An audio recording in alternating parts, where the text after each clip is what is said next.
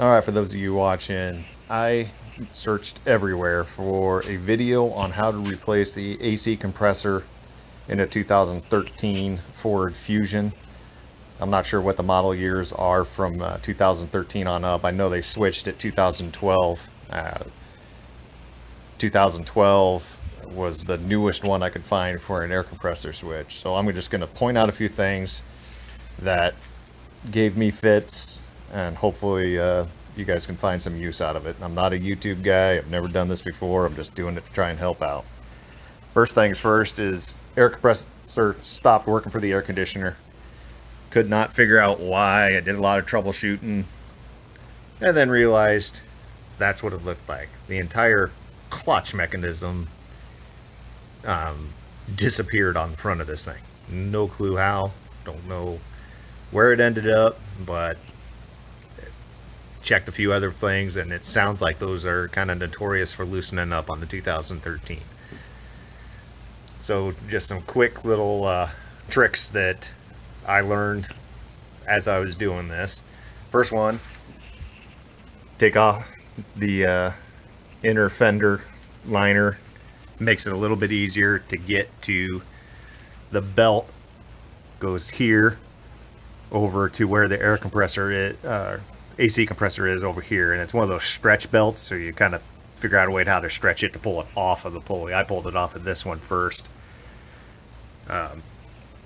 Seemed to work pretty well. The other thing is I was fighting the connectors, trying to get them disconnected for the high and low pressure connectors onto the compressor, and I realized after the fact that if I would have just come up here and disconnected them up top, it would have given me enough slack in order to lower the compressor down, still hooked up, and then disconnect those off of the compressor. Everything else is pretty straightforward. I took that shield off of the front, which comes down right here, and thinking it would give me a better leverage, better angles to get up into the compressor area right here, and found out that that did me absolutely no good. So no point in taking that one off. You do have to take off the big one. I got it sitting back there that runs all the way up to there. Here's a look from underneath. How I told you that if I loosen those up top, that gave me some play in order to lower the compressor down to get an angle, because this hose makes it almost impossible to get a good bite on your 13mm nuts on those fittings.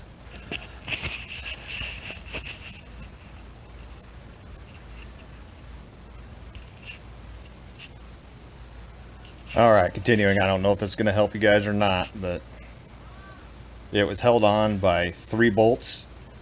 Actually 2 bolts, and then a stem that was screwed into the block with a nut that went onto that. That was held on the a wiring harness. I found it easier to use a small socket to take that thing all the way out in order to give me enough room to drop the compressor down to work. And then here's your other 2 long bolts. Right, you can see the spots where those go. Right there, and then right there.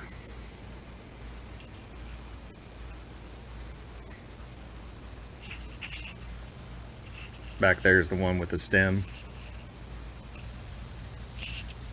There's also 2 wiring harness connections here. Got the front one, then you got one in back. This front one you can get to from the very top if you have long arms and can manipulate it. A lot easier to take off that inner fender shield, like I mentioned. That gave me the ability to get a good angle on it. Remember, when you take it off, not to spill out your oil. You're going to need to measure how much oil is in there to replace back into your new compressor if it didn't come with it. Trying to think if there's anything else that I could tell you on this. I'll maybe take a picture or two once I get it installed back in, so you can kind of see how it all was originally. The key points on this thing is loosen your high and low pressures on the top side, disconnect them. That'll give you some play down on the bottom side once you get your bolts out. Also take the stem out. That goes over here and into the block. That seemed to help me manipulate this thing to lower it down enough to get a wrench onto the 13 millimeters on those high and low pressure connectors. And then there's a nut.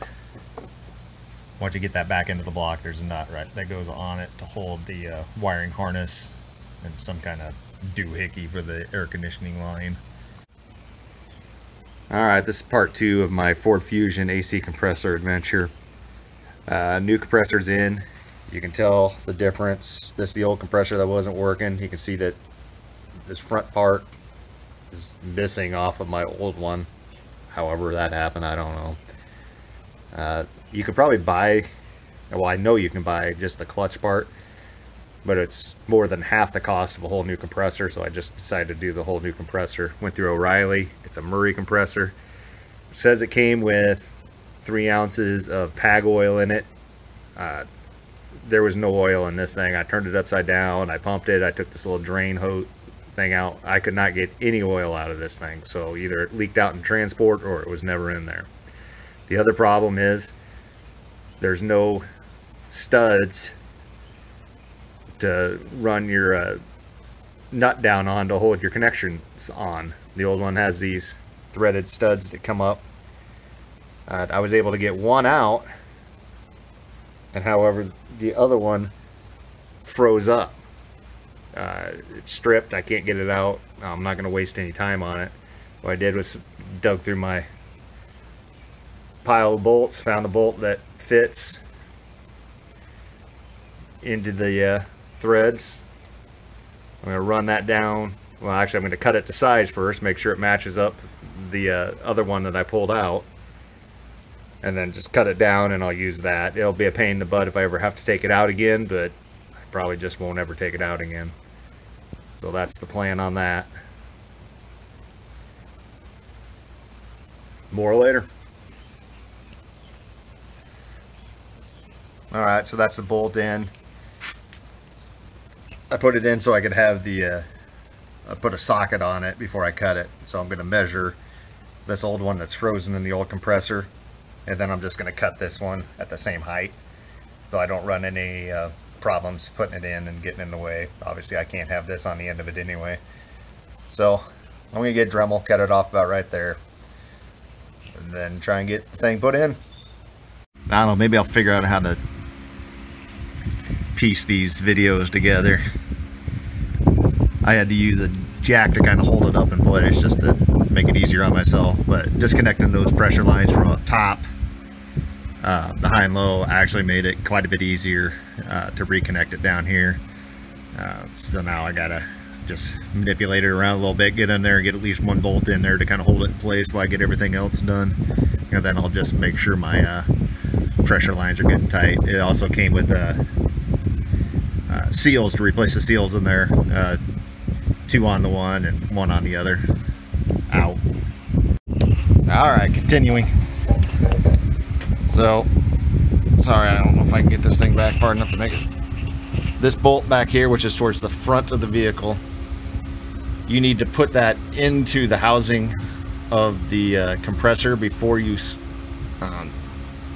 lift the compressor up in the spot to bolt it in, because it hits on here and it slides down, and I wasn't able to manipulate it in and out without taking it all the way out of the threads up here and then just leave it sitting in there loose and then dropping the compressor out and then pulling the bolt out.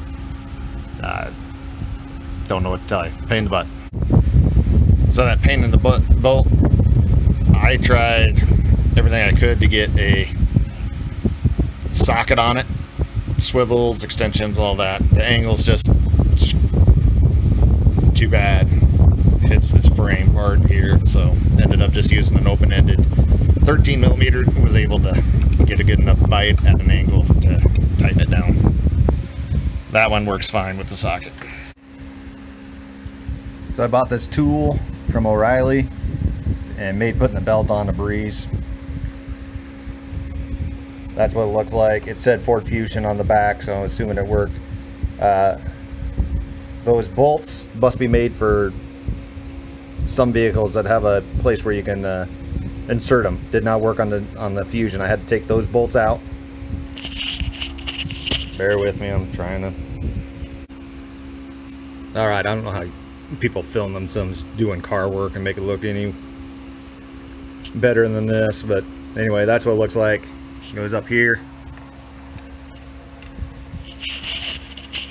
And obviously my belt was loose at the time, but you put that in there and then you rotate the crankshaft with a 22 millimeter socket with an extension, and you keep turning it, and the belt just feeds itself onto the pulley. It actually worked pretty slick. I was surprised. I reconnected the upper high and low pressure hoses. Now all that's left is to make my electrical connections, which I already did, evacuate the system from any moisture, which I'm going to do here shortly, and then recharge it and cross my fingers. Out.